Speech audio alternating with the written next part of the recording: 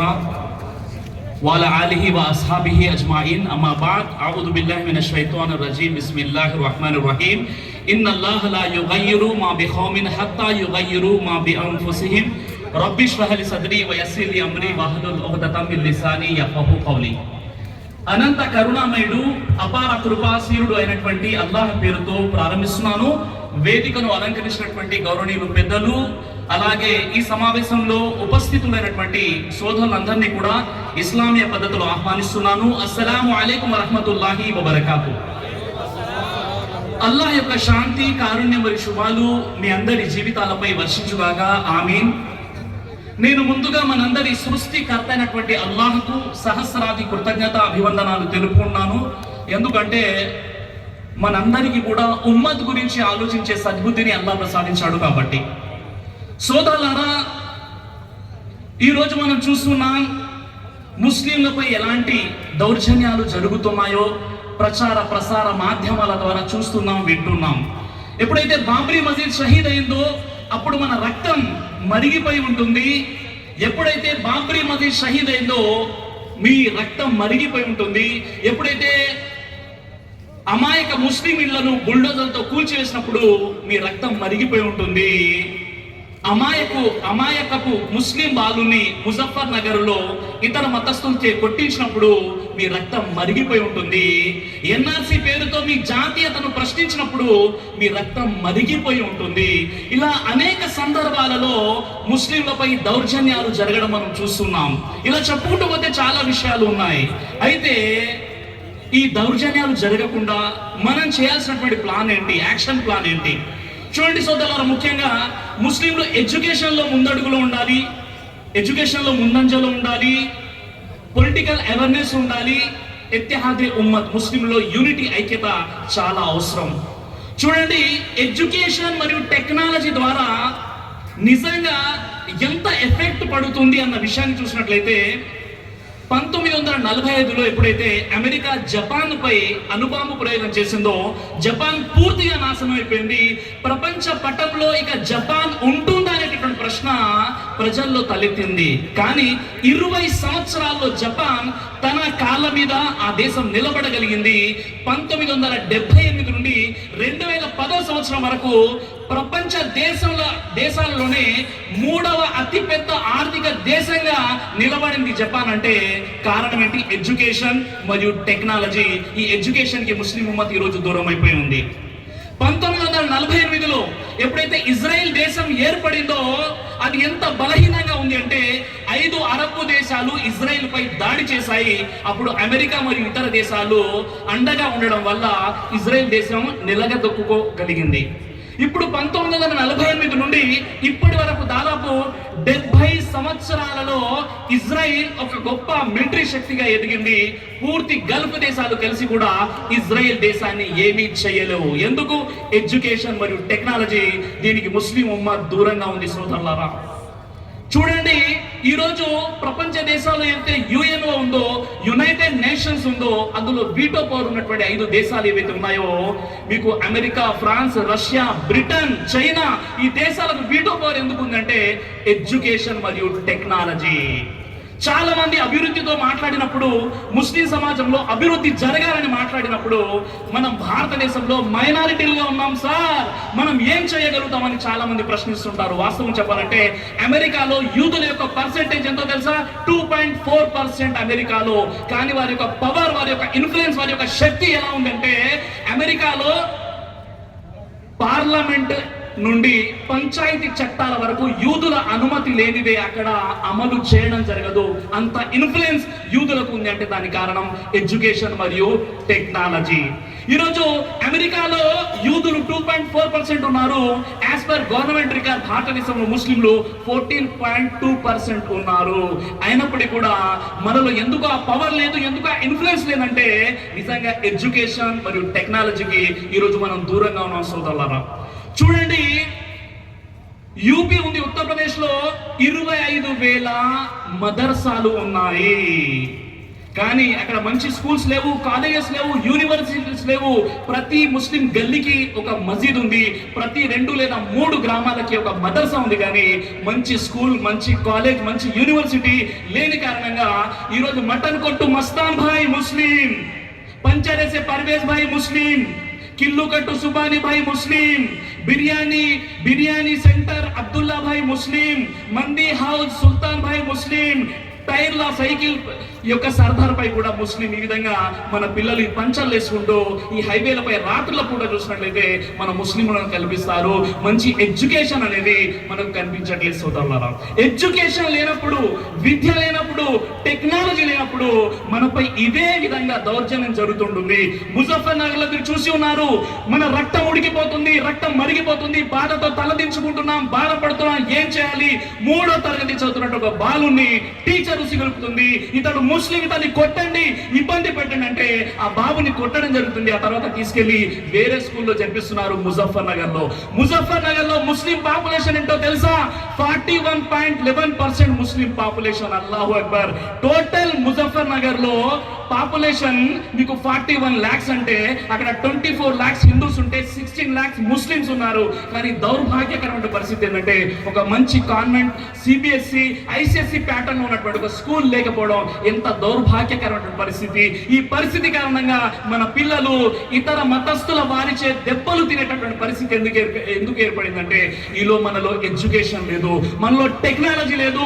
Education కి, ప్రాపంచిక education కి మనం ఎంత దూరంగా వెళ్ళిపోతున్నామంటే ఒక్కసారి ఆలోచించండి సోదరులారా, ఒక్కసారి ఆలోచించండి. ఈరోజు మీరు చూసే ఉంటారు అనేక మసీదుల్లో చందాలు జరుగుతున్నాయి, మసీదులు ఇంకా కడుతున్నారు, మదర్సాలు ఇంకా కడుతున్నారు. కానీ ఒక మంచి స్కూల్ ఉందా?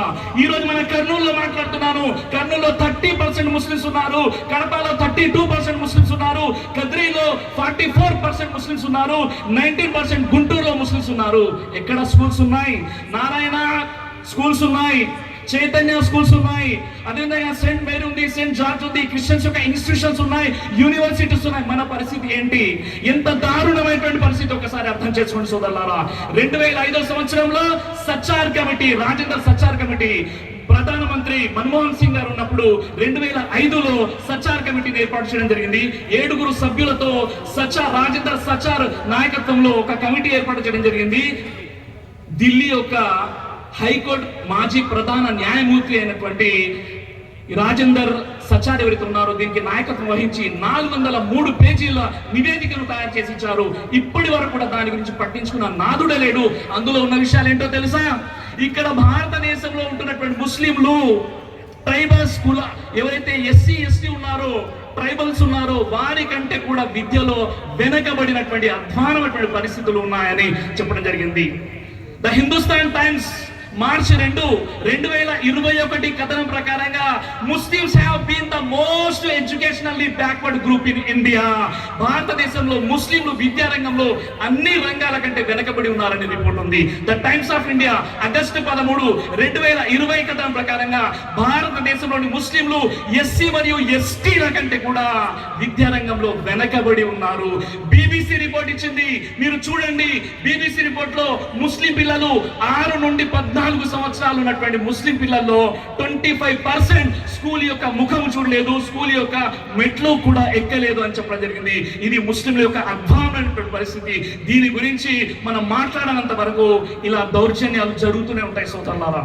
ఒక్క విషయం అర్థం చేసుకోండి, ఏ జాతిలోనైతే ఎడ్యుకేషన్ ఉండదో ఆ జాతి ఏమీ సాధించలేదు. ఈరోజు యూరోపియన్ కంట్రీస్ చూడండి, ఈరోజు ఎన్నైతే దేశాలు మీకు కనిపిస్తున్నాయో అభివృద్ధి సాధించినటువంటి దేశాల యొక్క లిస్ట్ చూడండి, అందులో ఉంది ఎడ్యుకేషన్. ఆ ఎడ్యుకేషన్ కి ఈరోజు మనం దూరంగా ఉన్నాం సోదరులారా. ఒక్క విషయాన్ని మీరు గుర్తుపెట్టుకోండి, పూర్తి ముస్లిం దేశాలు 57 దేశాల్లో 500కు పైగా యూనివర్సిటీస్ ఉన్నాయి. అమ్మా, 500 యూనివర్సిటీసా అని మీరు అనుకోవచ్చు. కేవలం ఒక అమెరికాలో 5400 యూనివర్సిటీస్ ఉన్నాయి. కేవలం మన భారతదేశంలో 8400 యూనివర్సిటీస్ ఉన్నాయి. ప్రపంచంలో టాప్ 500 యూనివర్సిటీ యొక్క లిస్ట్ తీస్తే అందులో ఒక్క ముస్లిం యూనివర్సిటీ కూడా మీకు కనిపించదు. ప్రపంచంలోనే టాప్ 50 యూనివర్సిటీస్ యొక్క టాప్ 10 స్టూడెంట్స్ యొక్క లిస్ట్ తీస్తే అందులో టాప్ 5, టాప్ 6 యూదుడు కనిపిస్తాడు. టాప్ 5లో ఒక ముస్లిం కూడా మీకు కనిపించడు. ఎంత దౌర్భాగ్యకరమైనటువంటి పరిస్థితి సోదరులారా, ఒకసారి ఆలోచించండి. అక్షరాస్యత అనేది మన భారతదేశంలో క్రైస్తవులలో 93% ఉండే, ముస్లింలలో 50% మాత్రమే ఉంది. క్రైస్తవులలో 90% మంది వారు క్రైస్తవులలో 90% మంది వారు ప్రైమరీ ఎడ్యుకేషన్ ని పూర్తి చేసుకున్నారు. అంటే 7th స్టాండర్డ్ ని పూర్తి చేసుకుంటే ముస్లింలలో 40% మాత్రమే ప్రైమరీ ఎడ్యుకేషన్ ని పూర్తి చేసుకున్నారు. క్రైస్తవులలో 52% యూనివర్సిటీ కోర్సెస్ లో అడ్మిషన్ తీసుకునే వారు చదువుకుంటే ముస్లింలో 2% మాత్రమే యూనివర్సిటీ కోర్సెస్ లో ప్రవేశం తీసుకున్నారు. మన పరిస్థితి ఏంటో ఒకసారి అర్థం చేసుకోండి సోదరులారా, ఒక్కసారి మీరు నా విషయాలపై ఆలోచించేటటువంటి ప్రయత్నం చేయండి సోదరులారా. ఎటు వెళ్ళిపోతున్నా, మన పరిస్థితి ఎంత దారుణంగా మారిపోతుంది విద్య లేని కారణంగా. విద్య, ఉపాధి, వైద్యం ఎలా సాధ్యం? ఎడ్యుకేషన్ లేకుంటే రాజకీయ చైతన్యం కూడా ఉండదు. ఒక్కసారి అర్థం చేసుకునే ప్రయత్నం చేయండి. UPSC, union public service commission, civil services ఏదైతే ఉన్నాయో, భారత పరిపాలన వ్యవస్థలో సివిల్ సర్వీసెస్ అనేది చాలా ముఖ్యమైనటువంటి రంగం అనమాట. ఈ యూపీఎస్సీ ఎగ్జామ్స్ మన పిల్లలు రాయట్లేదు. నిజంగా ఈ యూపీఎస్సీ ఏదైతే ఉందో, మనం చూసినట్లయితే మన భారతదేశంలో 30%, మన భారతదేశంలో ముస్లింల జనాభా 30% అయితే ఐఏఎస్ లో వారి యొక్క శాతం 3%, ఐఏఎస్ ఇండియన్ అడ్మినిస్ట్రేషన్ సర్వీస్ లో 3%, ఐఎఫ్ఎస్ ఇండియన్ ఫారెన్ సర్వీస్ లో 1.8%, అదేవిధంగా ఐపీఎస్ ఇండియన్ పోలీస్ సర్వీస్ లో కేవలం మోర్ దెన్ 4%. ఇది మన పరిస్థితి. నిజంగా చెప్పాలంటే భారత పరిపాలన వ్యవస్థలో ఐఏఎస్, ఐపీఎస్ దేశాన్ని అడ్మినిస్ట్రేషన్ చేసేది ఐఏఎస్ లో. మరి ఆ స్థానంలో ఉన్నట్లయితే నిజంగా మన పరిస్థితి ఎలా ఉంటుందంటే ఉండదు కదా. ఎందుకు మనం లేవు? ఒక్కసారి ఆలోచించేటువంటి ప్రయత్నం చేయండి. ఇక రెండో విషయం, ఎడ్యుకేషన్. ఖురాన్లో మీరు చూడండి, ఏ ధర్మం అయితే ఎడ్యుకేషన్ తో మొదలైందో ఆ ఎడ్యుకేషన్ కి మనం దూరంగా ఉన్నాం సోదరులారా. ఖురాన్లో మోర్ దెన్ 2000 టైమ్స్ అల్లాహ్ అనే పదం వచ్చింది. ఖురాన్లో మోర్ దెన్ 900 టైమ్స్ రబ్ అనే పదం వాడబడింది. ఖురాన్లో 750 సార్లు ఇల్మ్ అనే పదం వాడబడింది. ఆ నాలెడ్జ్, ఆ ఇల్మ్కి ఈ రోజు మనం దూరంగా ఉన్నాం సోదరులారా. మరో విషయం చెప్తున్నాను, ఎడ్యుకేషన్. మీ పిల్లలు ఇక్కడ కూర్చున్నటువంటి సోదరులు ఎవరైతే ఉన్నారో, ఒక్క పూట భోజనం చేయండి, మీ పిల్లల్ని మంచి స్కూల్లో చదివించండి. ధార్మిక జ్ఞానం చాలా అవసరం. ఇక్కడ ఉలమాలు ఉన్నారు, మాషాల్లా పెద్ద పెద్ద ఉలమాలు ఉన్నారు, వారిని నేను గౌరవిస్తున్నాను. కానీ ఇక్కడ ఉన్నటువంటి సోదరులు ఎవరైతే ఉన్నారో, మీ పిల్లల్ని మంచి స్కూల్లో చదివించండి, బాగా వారిని తీర్చిదిద్దండి. కాకపోతే మీ యొక్క లైఫ్ స్టైల్ ని మార్చుకోండి. ఒక పూట తక్కువ తినండి, ఖర్చు తక్కువ పెట్టండి. అఖిగా ఖర్చు అని, పెళ్లిల ఖర్చు అని, ఫంక్షన్ ఖర్చు అని, దుబారా ఖర్చును మానేసి మీ పిల్లలకు మంచి ఎడ్యుకేషన్ ఇవ్వండి. ఇలాంటి దౌర్జన్యాలు జరగవు. ఈరోజు ముజఫర్ నగర్ లో మన పిల్లలు ఎందుకు, మన ఒక 3వ తరగతి అబ్బాయి ముస్లిమేతరుల ఇంట్లో ముస్లిమేతరుల పిల్లలతో దెబ్బలు ఎందుకు పడ్డాయంటే మనకు స్కూలు లేని కారణంగా. ఈరోజు మన కర్నూలు సిటీలో ఎంతో మంది ముస్లిమ్స్ ఉన్నారు, ధనవంతులు ఉన్నారు. ఏం చేస్తున్నారు ఈ ధనవంతులు? ఫంక్షన్ హాల్లు కడుతున్నారు. ఏం చేస్తున్నారు ఈ ధనవంతులు? మంది హౌసులు కడుతున్నారు. ఏం చేస్తున్నారు ఈ ధనవంతులు? బిర్యానీ సెంటర్లు కడుతున్నారు. ఏం చేస్తున్నారు ఈ ధనవంతులు? రియల్ ఎస్టేట్ లో ఇన్వెస్ట్ చేస్తున్నారు. నేను అంటున్నాను, ఉమ్మత్ని రేపు అల్లాహ్ వద్ద ఘోరంగా పట్టుబడతారు. ఎంతమంది అయితే ధనవంతులు ఉన్నారో బయలుదేరండి, లేండి, మీరు ఖర్చు పెట్టండి ఎడ్యుకేషన్ పై, మంచి స్కూల్ పై ఖర్చు పెట్టండి. మంచి కాన్వెంట్ స్కూల్స్ రావాలి. నారాయణ, శ్రీ చైతన్య బ్రాంచెస్ ఏవైతే ఉన్నాయో అలాంటి స్కూల్స్, అలాంటి బ్రాంచెస్ మనకి ఎందుకు లేవండి? ఎందుకు అంటే ఆ చైతన్యం మనం లేదు కాబట్టి దయచేసి ఈ విషయం అర్థం చేసుకునే ప్రయత్నించండి. ఇక రెండో విషయం, పొలిటికల్ అవేర్నెస్. ఈ రోజు ఎలక్షన్స్ వస్తున్నాయి. మన ఆంధ్రప్రదేశ్ లో 7 లేక 8 నెలలు ఉన్నాయి. దయచేసి మీరు చెక్ చేసుకోండి, మీ ఓటర్ ఐడి ఉందా లేదా. ఇది కూడా కుట్రపూరితంగా జరుగుతుంది. మీరు ఒక్కసారి ఆలోచించండి.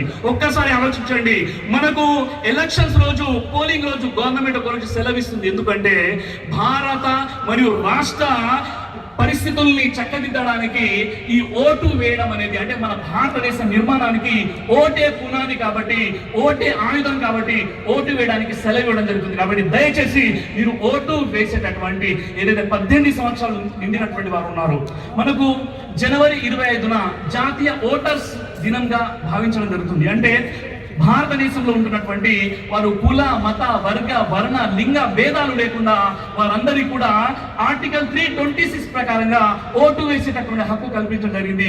దయచేసి ఓటు వేయండి. పోలింగ్ పర్సెంటేజ్ పెరగాలి. ఈరోజు చూసినట్లయితే మన యొక్క ఆంధ్రప్రదేశ్ లో 79.74% పోలింగ్ పర్సంటేజ్ ఉంది, పోలింగ్ పర్సంటేజ్ పెరగాలి, మనం ఓటు వేయాలి. ఓటు వేయకుంటే ఏమవుతుందంటే నిజంగా మీరు ఓటు వేయనట్లయితే మీకు ఇష్టం లేనటువంటి వ్యక్తుల యొక్క ప్రభుత్వాలు ఏర్పడి మీకు వ్యతిరేకమైనటువంటి నల్ల చట్టాలు వచ్చేటటువంటి అవకాశాలు ఉంటాయి. కాబట్టి దయచేసి ఓటు వేసేటటువంటి ప్రయత్నం చేయండి. మీలో ఆలోచన రావచ్చు, నా ఒక్కడి వల్ల ఏం లాభం జరుగుతుంది, నేను ఒక్కడిని వెళ్ళి ఓటు వేస్తే ఏం లాభం జరుగుతుందని మీరు అనుకోవచ్చు. మీరు వేసేటటువంటి ఒక్క ఓటు యొక్క అహమియత్, ఇంపార్టెన్స్ ఏందో అర్థం చేసుకోండి. 2024 కర్ణాటక అసెంబ్లీ ఎన్నికల్లో ఒక్క ఓటుతో ఒక వ్యక్తి గెలిచాడు. ఆ వ్యక్తి పేరు ధ్రువ నారాయణ్, కాంగ్రెస్ పార్టీకి చెందినటువంటి వ్యక్తి ఒక్క ఓటు తేడాతో గెలిచాడు. అదేవిధంగా రాజస్థాన్ లోని 2008 అసెంబ్లీ ఎన్నికల్లో సిపి జోషి అనేటటువంటి కాంగ్రెస్ చీఫ్ ఒక్క ఓటు తేడాతో ఓడిపోయాడు. కళ్యాణ్ సింగ్ చౌహాన్ బీజేపీ వ్యక్తి ఒక్క ఓటు తేడాతో అతడు గెలవడం జరిగింది. కాబట్టి ఒక్క ఓటుకు చాలా అహిమ్యత ఉంది. 17 ఏప్రిల్ 1999 ఎప్పుడైతే బీజేపీ గవర్నమెంట్ ఉందో, అటల్ బిహారీ వాజ్పేయి ఆయన ప్రధానమంత్రిగా ఉన్నప్పుడు అవిశ్వాస తీర్మానాన్ని ప్రవేశపెట్టడం జరిగింది లోక్సభలో. కేవలం ఒకే ఒక ఓటుతో పూర్తి బీజేపీ గవర్నమెంట్ అక్కడ ఓడిపోవడం జరిగింది. కాబట్టి నా ఒక్క ఓటు వల్ల ఏం ప్రయోజనం అనుకునే ఏ ఒక్కరి వల్ల కూడా ప్రయోజనం లేదు. కాబట్టి దయచేసి బయలుదేరండి, ఓటు వేసేటటువంటి ప్రయత్నం చేయండి సోదరులారా. ఓటు తప్పనిసరిగా వేయండి. లోక్సభ ఎలక్షన్లు 2022 లోక్సభ ఎలక్షన్ లో ఏదైతే యూపీ ఉందో, యూపీలో దేవ్బంద్ అనేది ముస్లింల కంచుకోటగా భావించడం జరుగుతుంది. దేవ్బంద్, ఆ దేవ్బంద్ లో ఏం జరిగిందంటే అక్కడ ఆ కంచుకోటగా పరిగణించబడేటువంటి దారులు దేవ్బంద్ లో కూడా ఒక బీజేపీ వ్యక్తి గెలిచాడు.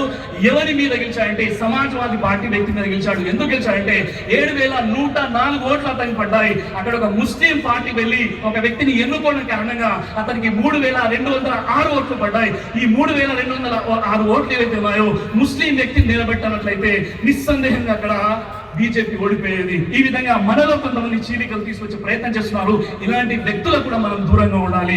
ఎందుకంటే యూపీలో 85 మెజారిటీ స్థానాలలో 45 స్థానాలు బీజేపీ గెలిచిందంటే దానికి కారణం ముస్లిం ఉన్నటువంటి చీలికలు. కాబట్టి సోదరులారా, ఇలాంటి చీలికలకు దూరంగా ఉండండి. చివరిగా ఒక విషయం చెప్పి నా ప్రసంగాన్ని ముగిస్తున్నాను. మన ఆంధ్రప్రదేశ్ లో 175 అసెంబ్లీ స్థానాలు ఉన్నాయి. మన ఆంధ్రప్రదేశ్ లో 175 అసెంబ్లీ స్థానాల్లో దాదాపుగా 75 స్థానాల్లో ముస్లింలు గెలుపుని శాసించే స్థాయిలో ఉన్నారు.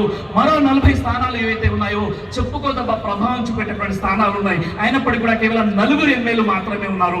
4 ఎమ్మెల్యేలు మాత్రమే ఉన్నారు. అదే కాపు సామాజిక వర్గానికి చెందినటువంటి వ్యక్తులు ఎవరైతే ఉన్నారో వారు కూడా 15 నుండి 18% ఉన్నారు. ముస్లింలు కూడా ఆంధ్రప్రదేశ్ లో 15 నుండి 18% ఉన్నారు. కానీ వారు మాత్రం ఇప్పుడు 30 ఎమ్మెల్యేలు ఉంటే ముస్లిం మాత్రం 4 ఎమ్మెల్యేలు ఎందుకున్నారంటే మనలో ఐక్యత లేని కారణంగా సోదరులారా. కాబట్టి ఐక్యత రావాలి, ఎడ్యుకేషన్ వైపు ముందడుగు వేయాలి, టెక్నాలజీని సాధించాలి. అప్పుడే ఈ యొక్క ఏదైతే దౌర్జన్యం జరుగుతుందో దీని నుండి మనం దూరంగా అయిపోతాం. జజాకల్లా ఖైర్. ఉమర్ ఆబిదీన్ గారు మాషాల్లా ఆయనకు మంచి ఆరోగ్యాన్ని ప్రసాదించుగాక, చాలా గొప్ప ప్రసంగం చేశారు. మౌలానా ఖాలిద్ సైఫుల్లా రెహమానీ గారు ముస్లిం పర్సనల్ లా బోర్డ్ ప్రెసిడెంట్ ఎవరైతే ఉన్నారో అల్లాహ్ సుబ్హానహు వ తఆలా ఆయనకు మరింత ఆయుష్ని ఆరోగ్యాన్ని ప్రసాదించుగాక. ఈ జల్సాలో హఫీజ్ ఖాన్ గారు, మిగతా ఉలమాలు ఎవరైతే ఉన్నారో వీరందరికీ కూడా నేను ధన్యవాదాలు తెలియజేస్తున్నాను. అస్సలాము అలైకుం వరహమతుల్లాహి వబరకాతుహు. माशाअल्लाह, जज़ाकल्लाह खैर। अब मैं खिताब के लिए जहमत देना चाहता हूँ आली जनाब डॉक्टर यासिन अली उस्मानी साहब दामत बरकातुहू, All India Muslim Personal Law Board के सेक्रेटरी और ऑल इंडिया मिल्ली काउंसिल के नायब